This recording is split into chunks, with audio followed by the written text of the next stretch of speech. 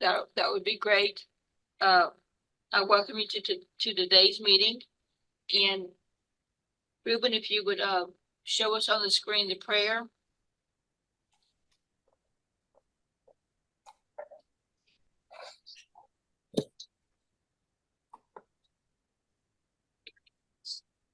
And I invite each of you to pray it from your own place of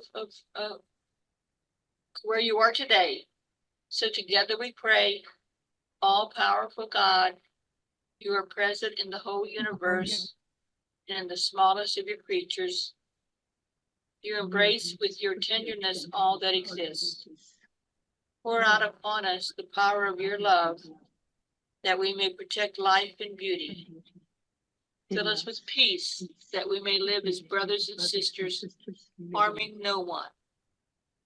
O God of the poor, help us to rescue the abandoned and forgotten of this earth, so precious in your eyes.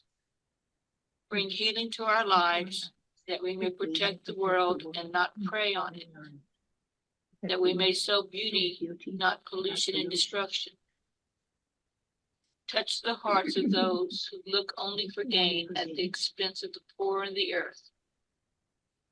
Teach us to discover the worth of each thing, to be filled with awe and contemplation, to recognize that we are profoundly united with every creature as we journey towards your infinite light. We thank you for being with us each day. Encourage us, we pray, in our struggle for justice, peace, and love. Thank you, Ruben. Amen. Yeah, welcome everyone to today's meeting. I'm Sister Patricia Reagan, a sister of Divine Providence, also representing Providence Trust. And I'll go ahead and call the names of the person to introduce themselves. I'll just go across the screen. Okay, Ruben. Hi, good afternoon. My name is Ruben Lopez. I work with Anna from the Socially Responsible Investment Coalition and Sister Susan from the Benedictine Sisters. And Anna? Anna Falkenberg, and I'm the staff for SRIC, along with Ruben. Esther? Esther Ng, I'm just an individual member. Sister Veronica? And Sister Veronica Cahill with Sisters of the Holy Spirit. Sister Susan? Sister Susan Mika, I'm with the Benedictine Sisters, and I work with a number of Benedictine monasteries as well. Nina? Nina Martinez, I work with the Benedictine Sisters and Sister Susan Mika. Judy? Judy Lackritz, I'm an individual member. Lydia? Hi, Lydia Kuykendall with Mercy Investment Services, representing the Sisters of Mercy of North and South America. Sister Seal? Seal Rager with the Dominican Sisters of Houston. I'm the promoter of justice, peace, and integrity of creation for the community, and also the representative to this committee. Okay. Thank you for all being here today. And I will turn the program over to Anna. Well, thank you all, yes, for being here. I know it's kind of that crazy time in May for all of us, so I appreciate your time to spend with us doing some really important planning. We did have regrets from Sister Sophia, from Sister Mary Teresa Ruben, yeah, and also I have to say Bishop Pfeiffer called, Bishop Michael Pfeiffer. He's our dear oblate friend who we recognized at the event, and he's always so attentive. And he was calling to say he wouldn't be able to join us today, but he wanted to make sure everybody knew how appreciative he was of the event, and that to say hello to everyone, to ask me if I had sent out his pastoral letter for Earth Day. And I said, yes, Bishop Pfeiffer, we put that letter in our update. But he said, well, do you want me to send it to you again? And I said, well, I think we do have a copy. And I said, I know we're going to say every day is Earth Day. And we'll remind our members that we do have your really impressive pastoral letter available for them to look at in the update. So he is a warrior. I tell you, I'm really impressed with him. So very congenial, very kind, and expressing his appreciation, and then to let all you know he would have liked to have been here today. Let's go ahead and begin. Before we start, since we have the privilege of having Lydia on today, Lydia, I'm going to ask you, I know this is totally off the cuff, but I'm going to review our work through our collaborative work with ICCR for the year and maybe looking forward. But if you're willing, it'd be so great for you to talk about your specific work with pharmaceuticals or whatever you want to talk about. I know. There's a couple of things I'm happy to discuss. Just call on me whenever you want. Will do. I'm glad to have you today. So I think we're going to start. We'll look at the event separately, but we're going to just start sort of with a review of what we've done this year. And Ruben, you want to go ahead and fire it up there and let's see what we have.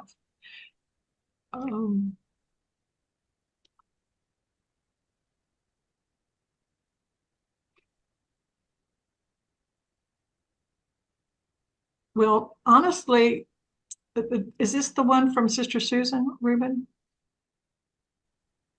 This Yes. is the ICCR booklet. Yeah, it's IC, book. and I think Sister published it in her Benedictine Cry newsletter. So it's just an overview of our collaborative work, surely with our collaborative work. And I think what's good here is to look at the areas that we're engaged with. And you can see there the number of resolutions filed. This is from the 2024 proxy resolutions and voting guide, which you should have. And I sent it to you a while back when it was published. But again, if you want to see it again, I can just let us know. So look at the really high number of human rights and / worker rights, but human rights can be separate from that. I think that's, I honestly, and I think there are others that would agree, that's really at the heart of our work. That if we stand for human rights, that encompasses a lot of important areas. Climate change, of course. And as you know, working on climate in several areas, lobbying, just transition. I work with methane emissions, finance. So there are a lot of dimensions of that and large working groups within climate change. Lobbying is one that's really had some really interesting work in lobbying, where we say often to a company, you say this, that you support the Paris Accords, or you support working on emissions reduction, but what your actions don't agree with that. So it's an alignment with what they're actually doing. And we could name, of course, big companies, but I think you all have a good idea of that. And then lobbying and political contributions is way up there. I know Susan's done some work with lobbying, and we support a lot of this through your co-filings and then through my appearance on dialogues where I can, and my attendance on webinars. But, it's just political contributions are out of control, and lobbying, as we will know, and that's all a follow-up to the decision that companies are like people. And well, it goes back further than that, but at any rate, it's really, really gotten out of control. And so there's a lot of action on it with various companies looking at their lobbying and wanting transparency. What are you spending your political contributions on? Asking for transparency in many, many cases. Diversity and racial justice, that's way up there this year. There have been a good number of racial equity audits requested in companies, which is just asking them to look at how diverse are you as a company, as you should be. So corporate governance, not so many, but a lot of, I think it's really interesting now that we've always looked at CEO pay, but now there's a focus on the boards of directors. And I think there's several resolutions that have been filed asking for a no vote on a board of directors. As you know, you as holders of proxies, you as holders of company stock, you have then the right on the proxy statement to vote for those. There's always, pretty much, right, Susan? I think there's always a board of directors section. And this is new, fairly new. I think Lydia can comment, maybe Mercy and Westpath filed on board of director request change. Because these people on the board of directors have no expertise in climate, which is and not much interest. So that's a whole new tactic, I think, relatively, for me speaking. Environmental health, this is new, and I would say it's environmental justice here, but environmental health is something we know from Sister Elizabeth's work with us in the kind of ground zero here with fracking in our neighborhood, of the impact what that has on health. So environmental health, and then health equity. And this is the work that Lydia is so involved in, working with pharmaceutical companies primarily, but also looking at the human right to health. So I'm going to call on Lydia in just a minute, but then let's just look through these new asks. And here are the big ones that you were wondering. Are we going to look at AI? Yes, we are. Of course, we've been looking at AI impacts. And so you can see on the right, these new asks. Non-sugar substitutes. We were really excited, the Coca-Cola resolution that wasn't Mercy, that was Laura Krause led, asking them, because what are they selling now? If we've been talking about them with all the sugar in Coke, they're selling Coke Zero. Well, what does Coke Zero use? Sometimes sugar substitutes, which we know, I think all the time, have definite health risks and are not healthy. So that's a way to look at these big giants like PepsiCo and Coca-Cola. Deep sea mining. I didn't know about that. I'm just seeing it now on the list. But if there are impacts on mining, which I'm very familiar with on the Earth, then my goodness, what are the impacts of deep sea mining? Fair treatment of shareholder nominees to the board. That's a fairly interesting one. Can't speak to that one. Of course, we know about racial and ethnic disparities, but the impact on it. How does that impact your bottom line if you don't have the most productive, creative business staff you can have to run your business, and because it's not diverse? Living wage we've worked on. That's really exciting to me, but a real uphill climb with companies, as Susan can attest to when we had a dialogue with Walmart. And they sort of know what living wage is, but they just say, well, no, we're treating our employees well. They have the opportunity to advance. We don't need a living wage, in essence. So that's an uphill climb, but it's the obvious, as you all know, living wage is much different from minimum wage.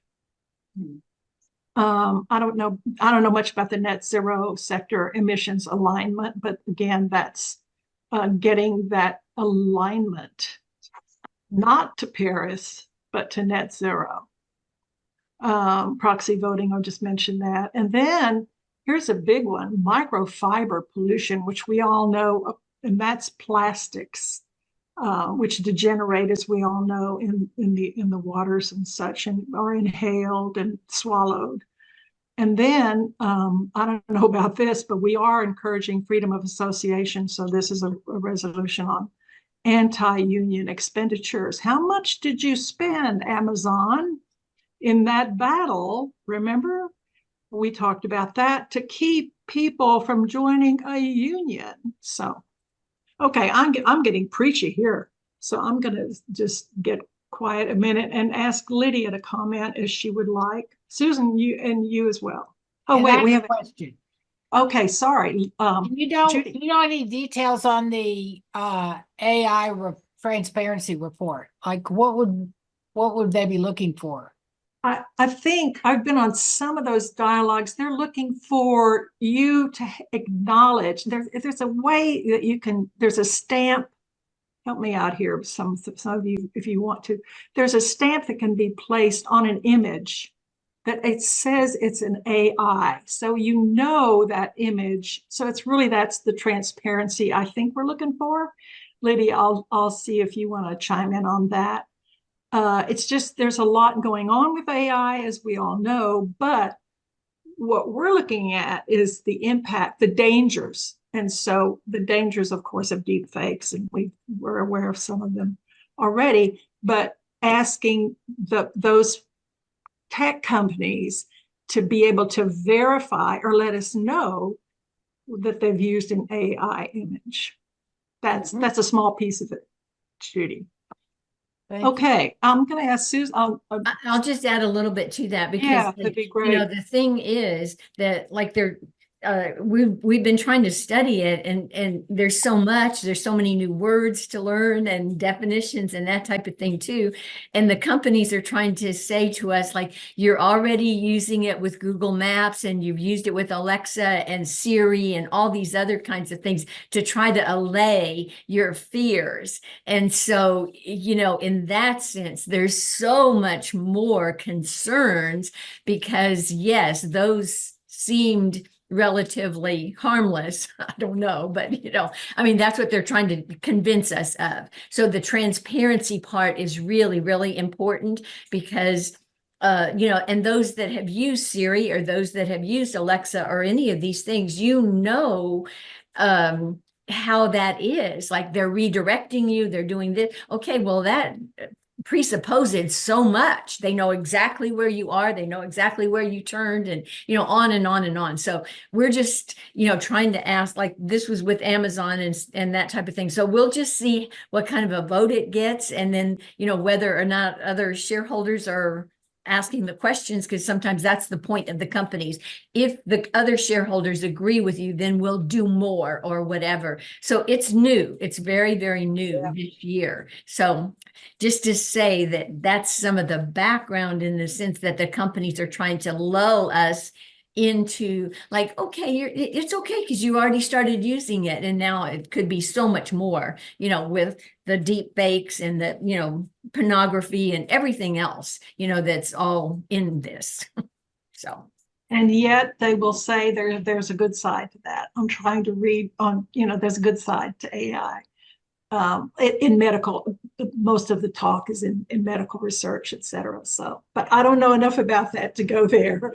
And we are learning. So thanks, Susan. Well, and you know, just to add to that part, like somebody that is one of our associates, like she was telling us that, like, okay, you know, like oftentimes when the doctors are prescribing, you know, like, and you know that from your own medical records, like you have a whole list of things that are wrong with you, maybe just incrementally or something. And so she was saying too, because she enters the codes for the doctors and stuff, and she says, like, her concern with AI is that, like, the AI robot looks all the way down. The human person just looked at the first couple in order to get the prescription of what is needed. The AI robot looks all the way down. So if you are saying, if the doctor has down there that you're slightly obese, or, you know, something else that's way down, that, then the robot could say, okay, well, you have to do something about that first before you get a prescription for this, or this. So she was very concerned that this could take on a life of its own. I don't know, but she just came to us and asked us to keep that in mind, looking at medical, and that type of thing, and asking doctors or asking your own doctor, questions. So it's new, in so many ways. So I'm sure that over the next year or so, a lot more will be coming out, hopefully from people's stories or, from these persons that we're talking to. I don't know if anybody else is concerned, but, our members of the Benedictine Cried, they're all concerned, they're like, I don't know about this. Yeah, thanks. Let's see, Lydia, look, we can have more time for questions, but Lydia, you want to weigh in on? Yeah, sure. So yeah, there's, I think, for those people concerned with the privacy and healthcare issue, you don't really have to look much farther than the United Health Group, right? So everyone, I imagine, saw the pretty detailed reporting about millions of consumers whose health data is now compromised or sold on the black web because United Health Group didn't have sufficient privacy safeguards in place. Now, it's interesting talking to people about United Health Group because it's the largest healthcare company in the United States, or maybe in the world, I can't remember, but it's gigantic. So they lost around $1 billion, maybe $800 million, which sounds like unimaginable amounts of money, but this is a company that has revenues in the $50 billion a year range. It's an insignificant amount of money to them, which is why, and I only say that to point out, when you talk to analysts or advocates that work in the space and they'll ask you, is it financially material? Almost nothing is financially material. Like if a scandal of that magnitude isn't going to be financially material to a company, that's the wrong metric to use. So that's all to say that there's an enormous amount of discussion around AI and virtually no regulation around AI in the US. You might have heard the EU has taken some pretty big steps, the Digital Services Act. I think a lot of people are pretty excited about, and the good news for us here in the US on that front is that a lot of companies such as the Metas, Amazons and Alphabets or Googles of the world will have to abide by the DSA because they're international global companies. They'll have to abide by those regulations regardless of the fact that they're domiciled in the US. I'm not sure how deep into AI you want me to go. That was great. So, okay, sure. But does I can talk about health equity if you want, some of the health stuff. Yeah, I think that would be really helpful too. Yeah. So there were a couple of main work streams that I worked on in the health equity group, and one this was, I think, the third year we discussed it, which is intellectual property issues, specifically around the issues of over patenting or evergreening of patents. This was a really interesting work stream for us because it's pretty well accepted outside of the pharmaceutical industry that excessive patenting is a problem, and it's leading, or it's exacerbating, the lack of access that we have in the US and abroad to life-saving medications. The companies hated talking about this because IP is literally their livelihood. If you can't patent a product, you can't really make any money off of it. So they, of course, tended to catastrophize the whole thing, where it said, if we can't patent anything, we can't innovate anything, and everybody will die. And we said, I'm not talking about not patenting anything. That's not what we're talking about.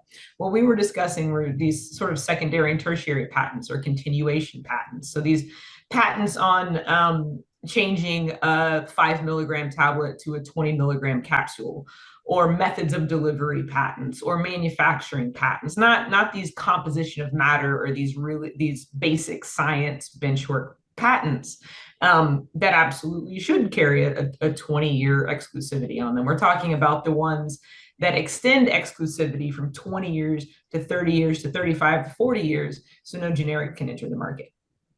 We got a little more disclosure from, I think, almost every company we talked to, minus, I think, AbbVie and Eli Lilly.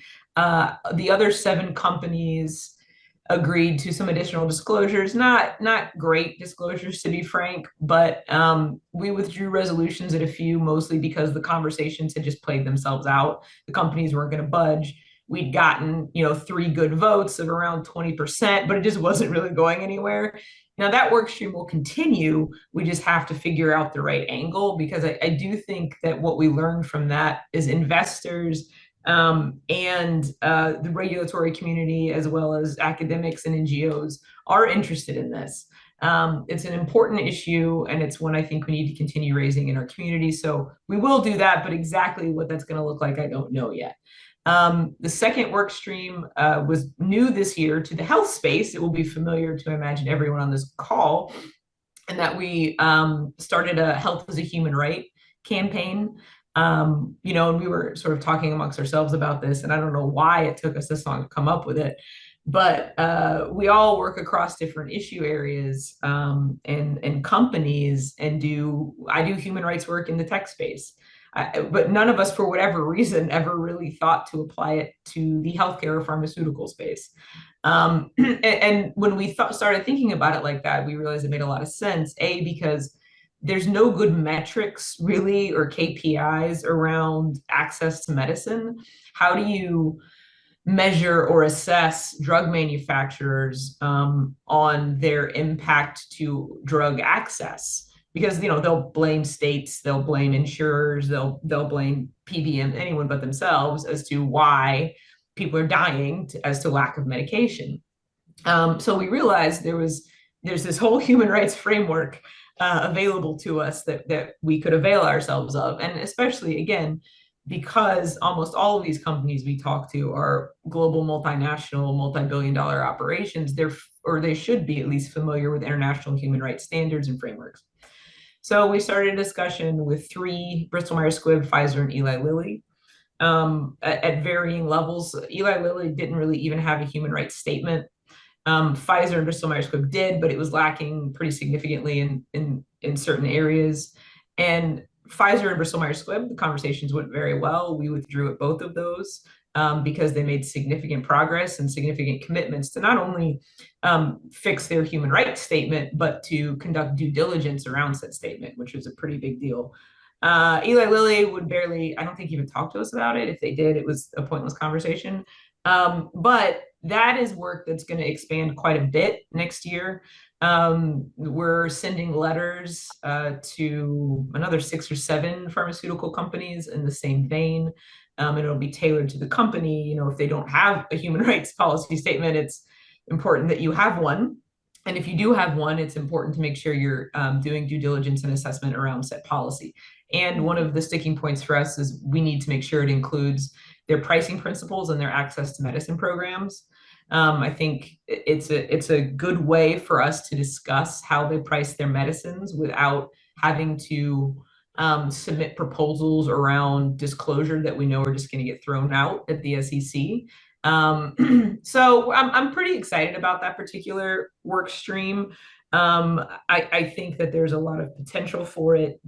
A couple of companies we talked to recognize they have a really long way to go. So it's a place where we can make, I think, a pretty big impact in a relatively short amount of time. There is also, you've probably seen or heard, the CSDDD, out of our friends in Europe, doing much, much better work than we do here, which is another corporate sustainability due diligence directive, I believe is what it stands for.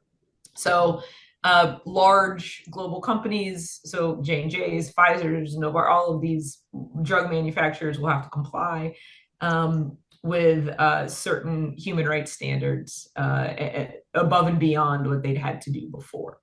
So that sort of added to the pressure on these companies and made it a good time for us to start bringing it up with them. Happy to answer questions on any of that. Great. Oh, thank you so much. And thank you for your diligent work. I mean, Lydia's in some of the most technical, I think, areas of healthcare. And so I'm pleased to say what you're saying about moving to human rights, but working on that patent. Those patent. Yeah, that one's just less fascinating to most people. It's so important. But so thank you. I'm just so glad you're joining us today because this fits so perfectly into what we wanted to do is review our work, and you are in the middle of it.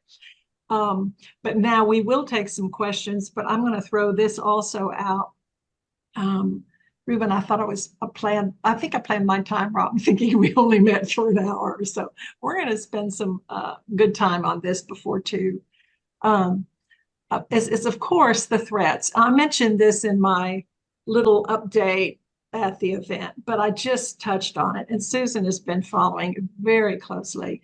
And I'll ask her, and Lydia too, perhaps a quick update or an update on SEC. Well, I don't think the SEC has decided anything, so that's a moot. But anything else on the threats, anti-ESG threats, our good friend Larry Hufford has just peppered us with articles all season about that movement and the impact on it. And so anti-ESG, and then our threats, the lawsuit and threats to our work as shareholder advocates. So if you all want to say something about that first, then we'll have some questions about everything. So any comments on threats to our work from you, Lydia? Sure. Yeah, I can talk a little bit about Exxon. I know that, I don't know how far into background you want me to go on this, but I'll do a quick overview, which is Arjuna Capital and Follow This submitted a Scope 3 shareholder proposal around Scope 3 emissions with Exxon. It's a common proposal. They've been engaging Exxon for several years. There was nothing out of the ordinary about this. Exxon did not like it, sued them to get it off proxy, completely circumvented the SEC no action process, did not even try it, just straight up sued them. And so given Exxon's resources, the 2 proponents withdrew the proposal, thinking that would be the end of it. It is not the end of it. Exxon has said that they want to prevent this from happening in the future, so they are continuing to pursue the lawsuit. The judgment was supposed to come down about a month ago, but still no one's heard anything. This is a pretty classic intimidation lawsuit to try to get shareholders from participating in the process, as is their legal right. Now, Westpath and Mercy filed an exempt solicitation a couple of weeks ago. It's a vote no for the board of directors, 2 of the members of the board of directors, their independent director, and 1 other governor. I can't remember who the other one is, but happy to send along the link. And I know there's a webinar on it tomorrow for those of you that are interested. I think ICCR is sponsoring it. It'll have a ton of information, but it's a troubling, to be frank, development. I will say, while I think it's something everyone should pay a lot of attention to, not every company is Exxon, not only in their stubbornness and combativeness, but also in their resources. It's one of the largest companies in the world. Most companies aren't going to want to deal with this type of lawsuit. That's not to say if this goes their way, others won't. I'm sure others probably would, but I don't think I doubt it would be sort of this onslaught. At least maybe that's optimistic on my part, but I don't think most companies sort of want to deal with the headache and, quite frankly, expense that this type of lawsuit brings up if you don't win it. One of the big reasons the 2 proponents withdrew and was hoping the lawsuit would end is that Exxon is asking for lawyers' fees. So Exxon is not only saying we want this out, but we want these 2 proponents to pay for our lawyers in this matter. So, they're doing everything they can to try to intimidate the heck out of all of us moving forward, that's for sure. So, and that's why the vote no on the board of directors. The board of directors, either they're incompetent or they're just letting it happen. And either way, that's bad. So. Do we vote no on all of the, like when we get those proxy votes? You certainly can. Yeah. Oh, I haven't been doing that. Okay. Yeah, my understanding is that the sort of big asset holders prefer a more targeted approach. So 1 or 2 just to sort of send a point home. But if you want to vote no, you can vote no on all of them. Thanks. Well, and Lydia is being very humble here because, Westpath is the pension funds of the United Methodist Church, and I don't know how many shares they have in Exxon, but that share group has billions of dollars, for the United Methodist retirees kind of thing. So it's a big deal for them and Mercy to be asking, or putting themselves out there to say, vote no on the lead director and on the CEO. And so we've chosen to vote against all of them. And then, we carried that over to Chevron and some of these others, Valero, that have been very mean to Mercy and us. And, in trying to dialogue with them about climate change and all the things they don't want to talk about. So, and then in the minutes, I always put our chart, that we're under for the SEC lawsuit, just to keep that in front of us, because that is so critical.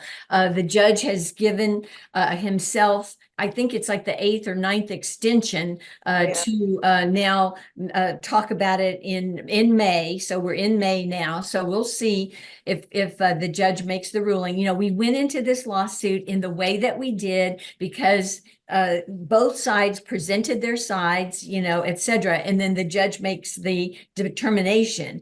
And we chose that. The groups chose that as the way to do it, and not realizing, I guess, in one way that this is the court grouping that does all of the January 6th trials and sentencings and all that type of thing. So we think that that's what because this was in June of 21 that we filed the lawsuit, and we're now in almost June of 24. So it's very disappointing, in that sense that and of course all the rules went into place. And so, when you look at it, this is what is affecting some of this. So, the first year you have to hold 25,000, second year, 15,000, third year, 2,000. And now the companies have challenged this over and over again continuously. You've got to have continuously in that letter.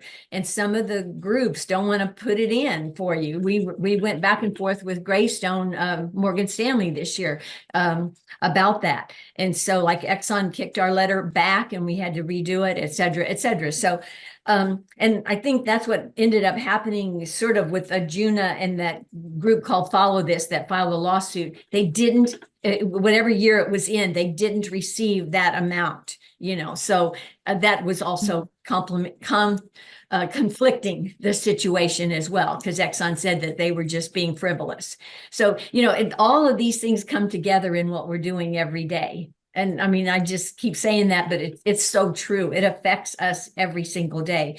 And then, in here, you had to get 5% the first year, 15% the second year, 25% now in the third year. And so whatever, and Lydia, maybe you remember which year this Exxon one was in. I can't remember if it was in the second year or the third year, but whatever it was just under the amount. And so that didn't help either. So second year. So, okay.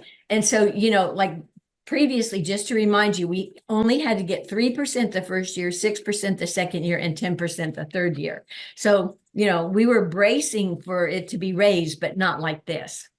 So we'll see, whenever this judge makes the decision, I mean, it's going to be, either it's going to be in our favor because we're asking them to vacate these rules, because when the previous administration of our government put this all out for comment at the SEC, there were only a couple of letters that said, let's change the system.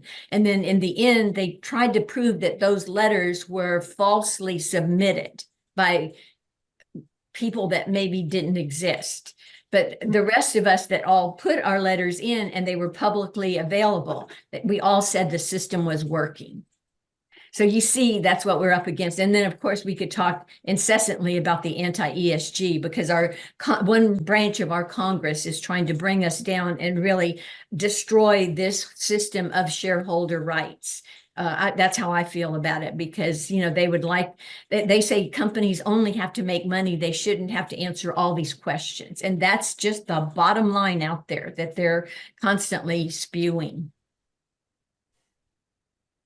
Thank you. And thanks for keeping up with keeping us up to date with it, and for you, all your work to follow it and to be able to explain it and to help us with the way we need to think about it. So, and it's we all feel threatened. I mean, you and I were both listed in that list, whatever the right-wing think tank, that was a year or two ago, as being left wing, left of center, left of center, left of center. So that this has been going on, for a while, where all of us, I think, feel some degree of threat. Now, that is not, I think, any reason to be cautious about our work. As co-filers or filers, we just keep in the fight, don't we? We keep on going, I think, despite the threats. So now, this has been such a privilege to have both of you raise a lot of important issues. So I'm going to just turn it over to see if there are any additional questions from anybody in the group to either Lydia or Susan, myself, about our work. And it's really, when we look at the growth of topics and issues and things there are to consider in this world, we know that we are out here doing our work on behalf of so many others, who don't have voices, who are vulnerable. We know that's been our charge from the beginning. So we carry on, don't we? But thanks to you both for courage to do that. Yep. Questions? Anybody? Any other questions to Lydia? I do have another question. I just want to say, for the drugs pricing policy, how you can gather the information to file proxy on it? Because I know a lot of people have a problem to just get prescription, pay for the drugs. But every single time, we refilled our prescription, seems like they're going higher and higher and higher. It's just a little bit, but every time you do is add up, the differences. So I'm just curious about how you can what they call monitor the pricing. Yeah, How you can do that? so it's a great question, and the one that we struggle with, because they disclose, a lot of the companies will disclose their list prices and their net prices, and they'll do that year to year, and it's more of a how they increase, so you can see if it follows inflation, if it's more than inflation. It doesn't, and they want to pretend that that's actually what matters. But what we're trying to understand, and what we want from them, is disaggregated costs. I don't necessarily need to know that the price is increasing at inflation is fine, but how did you set your original price? Because Right. if your original price was inflated 4 times over what it could have been, and you're just increasing at inflation, you're still way, way, way higher than it quote unquote should have been.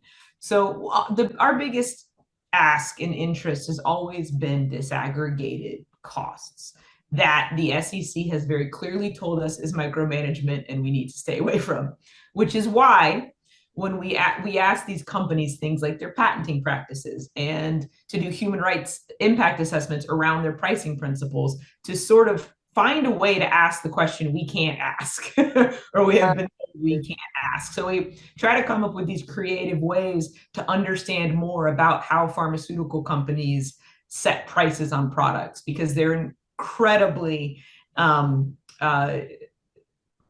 what's the word, opaque about it, for obvious reasons. Well, I understand when they created research for the new drugs, okay, they have to add on the research, whatever the expenses are. But after that, research is over. How come they still going higher and higher? That's one thing I have a problem with. So what they have said to us and continue to say, I think, to everybody, first off, the fact that it is misleading when pharmaceutical like Johnson & Johnson or Pfizer says that they invest an enormous amount of money in research and development. What they do is buy up small companies that did a bunch of research and development. Mm-hmm. and Johnson and Johnson, then take it the next step, which is good. It has to be done. But they are not there doing bench science. Like they don't, that's not what they do. And even after a drug has gone to market, these prices keep increasing because their marketing and sales budgets are enormous. And their legal fees. They have to protect their intellectual property. They have to market and sell their products. And none of that is R&D related, but they'll say they have to do all of that and they have to make $20 billion a year in profit, not revenue, but profit, so that they can reinvest it in R&D and keep saving your life. It's not true, of course, which is why they won't give us disaggregated costs. But it is how they sell their business model to the public.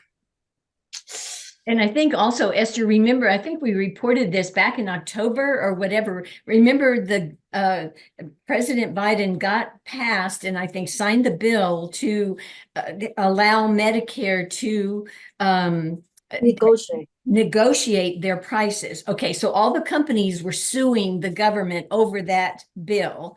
Okay, so then I think back in October-ish or so, he called a meeting, the first meeting. It's supposed to go into effect, I think, in 2025, I believe. And so he called a meeting to get, that was 2023, get all the companies, you know, on board and that type of thing. So even though the companies were suing him and suing the government, they still came to that meeting to find out what they were supposed to do.